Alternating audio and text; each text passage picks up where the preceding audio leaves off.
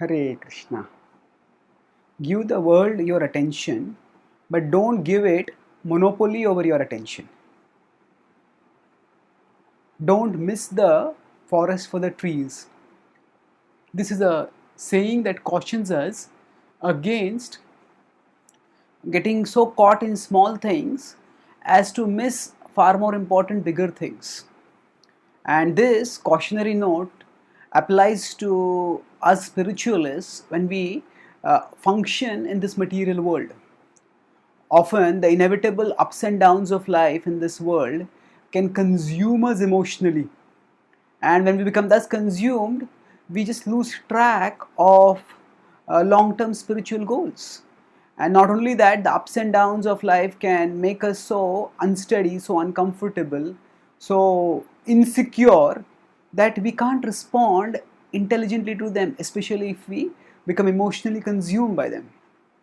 The best way to avoid such buffeting by life's ups and downs is to look beyond this life, to look beyond this world.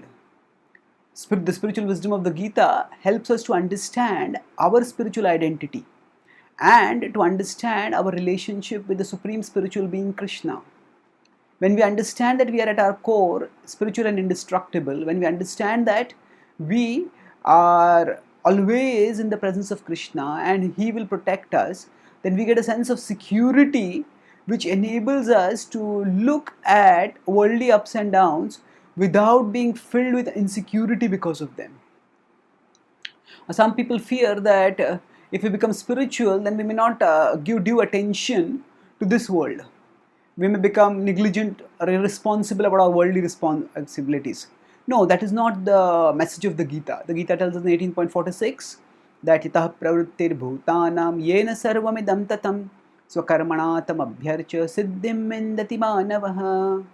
Yatah pravrittir bhutanam, that from whom all of existence comes about, yena sarvam idam tatam, by whom this whole existence is pervaded, swakarmanatam abhyarcha, by one's own work, one should worship Him. Siddhim vindati manavaha, by this one will attain perfection. So here Krishna states that by worshipping Him, by becoming devoted to Him, we can move steadily towards Him.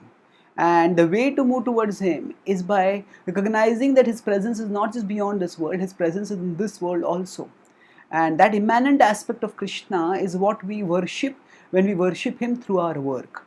So that means when we do all our work in a mood of devotion, then we definitely give attention to the work. We give it due attention.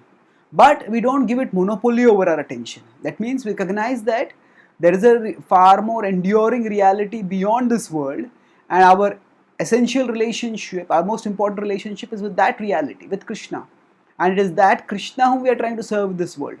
So serve in this world. So because this world is the arena of our service, we do give due attention to it, but we don't let it consume our attention, because we know that the service is meant for a person, and that person is the one with whom we are trying to relate. And in fact, when our vision is fixed only on this world, then we often not only subject ourselves to insecurity and stress, but also we put ourselves in destructive competition with others who also think that this world is the only source of pleasure for them.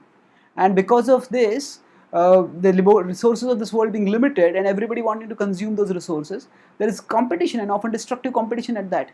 So if we focus only on this world, it is quite likely that we will destroy this world, we will damage this world, we will damage ourselves as residents of this world.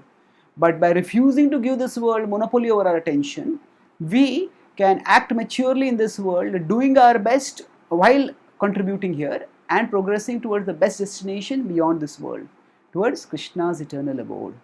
Thank you. Hare Krishna.